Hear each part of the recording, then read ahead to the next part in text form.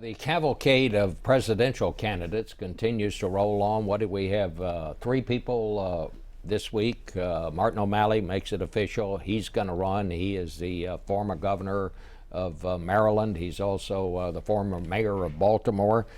He's in. Bernie Sanders is the other Democrat that said he's going to run. Hillary Clinton, of course, is out there. Does anybody, and then we had two Republicans also announce, George Pataki and who, somebody else? Rick Santorum. Rick Santorum, and then I think Lindsey Graham is going to announce later this week. I mean, where does this end? When Fox News puts limits on the number of candidates who can appear on a televised debate, I mean, that's going to be a choke point. Think about this: 24 men and a woman. That's a lot of people on a debate stage. That's an impossible number of guys in ties. Nobody's going to get to say anything. They actually do have to do something just to make the debate itself coherent as they begin. Well, what happens next? I mean, obviously all of these people are not going to, these campaigns are not going to last till we get to Election Day. I mean, I'm worried about two things. I mean, number one, will we all be asleep by then? I mean, is it just so much talk going on that by the time we get to the real election season, nobody's going to be very interested anymore? I think you're going to have, on the Republican side, you have to at some point have a fight over something that distinguishes person A from person B, or in this case, person B, C, D, E, F, G, H, I, and J, and K. They have to do something. And one thing that's interesting about this national security debate over surveillance is we've seen a flashpoint about real differences over policy. The flashpoint, though, has been between Rand Paul and everyone else. All other Republicans this week were fighting to issue press releases in which they could condemn Rand Paul. But then Rand Paul went from beyond surveillance and said that the hawks within the conservative movement were responsible for the growth of ISIS. What you're seeing there is an ideological but also a policy debate. If you want to be a candidate who distinguishes yourself from all the others, you have to take positions that are going to distinguish you, and I think that's what we'll start to see a little bit. One thing we saw Jeb Bush this morning say flatly he does favor some kind of legal status for the 11 million immigrants who are here without papers. Dan, that's going to set him apart from a lot of people in that Republican. It definitely does, and he has stuck to that position through this long period of quote-unquote non-candidacy that I thought you grilled him very effectively on.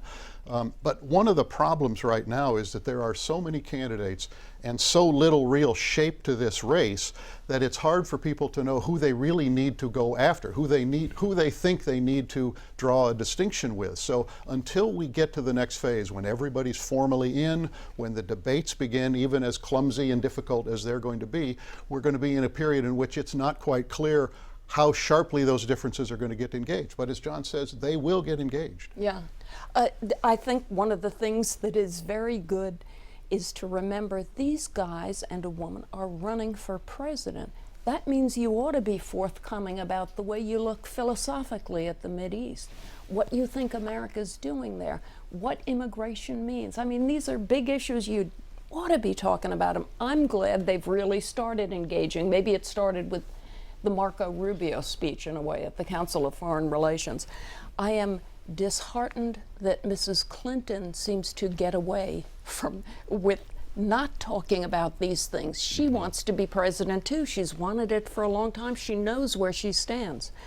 So instead we have listening tours. It would be lovely to see a talking and explaining tour. Well, how long can she maintain that status, David? I mean, so far she has she had a news conference? She maintains it as long as she's the presumptive candidate and tries to ration what she says. I actually think it's in her interests for the Democratic field to broaden a little bit, for O'Malley, for Sanders, for others to come in.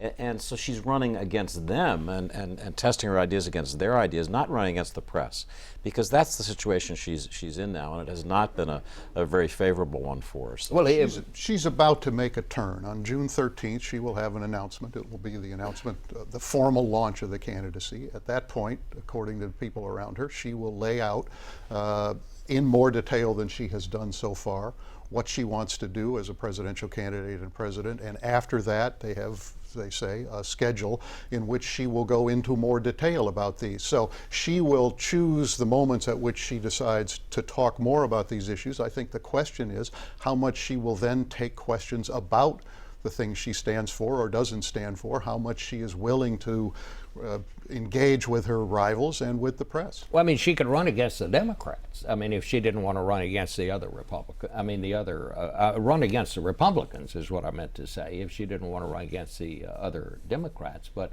I don't see much. Peggy, what's your sense of it? I was interested in Martin O'Malley's announcement this week, in which he seemed to me to do two things. One is to say, predictably, I'm the new generation, you know, and I'm going to get rid of these old folks. He had a very sharp point to make about how the presidency is not a crown that two families get to pass back and forth. But more interestingly, he did talk about issues. He talked about his stance. It seemed to me he was not only to the left of Mrs. Clinton, trying to get that be where he was coming from, he seemed implicitly critical of President Obama. You know, he painted a certain America of unhappiness and racial division and economic inequality, and why has nobody on Wall Street been arrested in the past 8 years? Seen from a certain point of view, that was kind of a rebuke of his sitting president. So he may make it a little bit interesting in terms of the arguments. He's not just implicitly critical of President Obama. When I spoke to him on Friday, he was explicitly critical on the trade issue and said he felt that the president has been captured by the corporate interests who stand to gain from the trade deal. So he's taking on both of them at this point. And just to pick up on that trade point, he is attacking on trade in part also to expose a vulnerability of Hillary Clinton, who has been gingerly on the question of trade. Obviously, there's a long history with NAFTA and President Clinton. But Hillary Clinton is trying to play it safe on those answers, and what Martin O'Malley is doing by taking a strong stand on trade is point out and show the areas in which she's not being forthright. All right, well, we're going to end it there. Thank you all presiding over my last panel here. It's been a lot of fun. John, you're going to love this, John. We'll be right back after a short break.